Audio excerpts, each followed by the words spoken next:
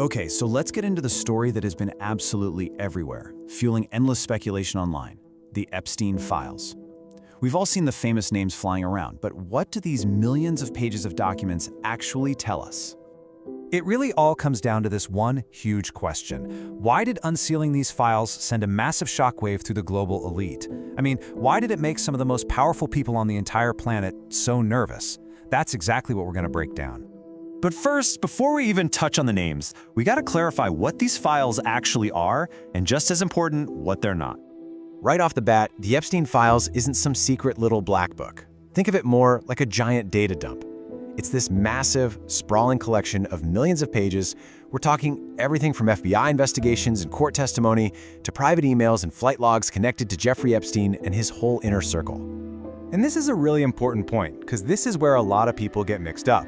This is not a simple client list. It's not a list of people who are automatically guilty of a crime. If your name is in these documents, it doesn't mean you're a criminal. It's a really complex web of legal records that just helps paint a picture of who was in Epstein's orbit. So to really understand why this web of documents is such a big deal, we have to look at the man sitting right in the middle of it all, Jeffrey Epstein himself. Epstein's rise was, well, pretty meteoric. He goes from being a math teacher at a fancy prep school to a big shot on Wall Street in just a few years. The guy was a master networker, and by the 90s, he was a billionaire who was constantly surrounded by the world's most powerful people. We're talking presidents, princes, you name it. But behind that glamorous, high-flying facade was a truly dark and horrible secret. Epstein was a predator.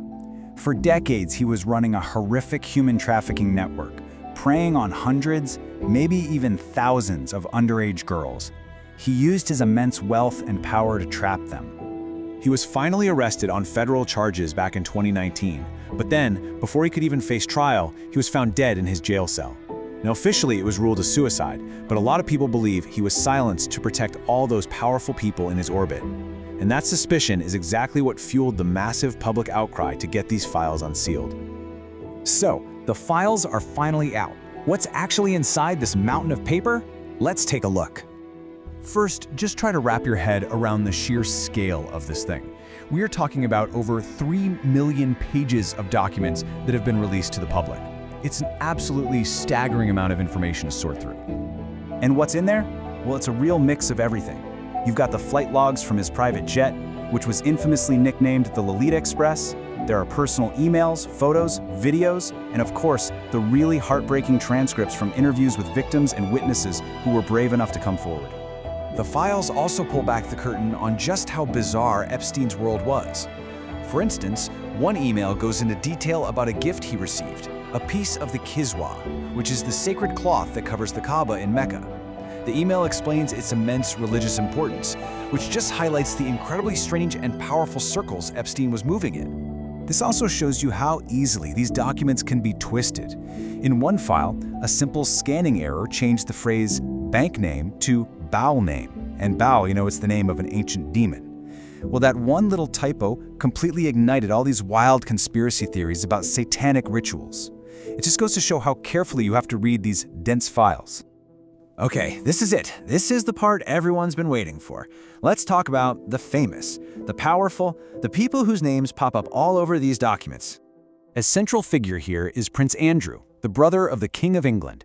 He was directly implicated by victim Virginia Giuffre, and his attempt to clear his name in that disastrous BBC interview, the one where he claimed he had a medical condition that meant he couldn't sweat, well, that just made things a whole lot worse for him. Then you have former US President Bill Clinton. His name appears dozens of times, especially in the flight logs for Epstein's private jet. Now, while the documents definitely confirm they had a clear association, Clinton's team has consistently and flatly denied that he knew anything about Epstein's crimes. And then, of course, there's Donald Trump. The documents confirm they were close at one time. So why did their friendship fall apart? Well, there are two competing stories. Trump's side says he banned Epstein from his club after Epstein behaved improperly with a staff member. But other sources claim the real reason was a business deal gone sour, a rivalry over who would buy a Florida mansion back in 2004. Trump ended up winning that one. And here's where things get a little ironic. Trump himself had actually campaigned on a promise to release secret government files, including Epstein's. He later commented on that promise saying he probably wish I did release the whole thing, and then claimed he had no idea what's in there. which is pretty interesting considering his own name was in the very documents he was talking about. So, with all this information finally out in the open, did it lead to the justice that people were hoping for? Well, the answer is pretty complicated. For a lot of people, the release just brought a deep sense of frustration. Yeah, the files confirmed this depraved, dark world of the elite, but they weren't the simple, clear-cut list of guilty people that everyone wanted. Instead, it's this dense, complex, heavily redacted legal maze which makes getting any kind of immediate justice really, really difficult. As one source put it, the fact that there's so much information out there, but it's not actually leading to any more arrests, well, that has really, really upset victims and lawmakers. Despite millions of pages of evidence, we just haven't seen a new wave of accountability. And that leaves us with the million-dollar question.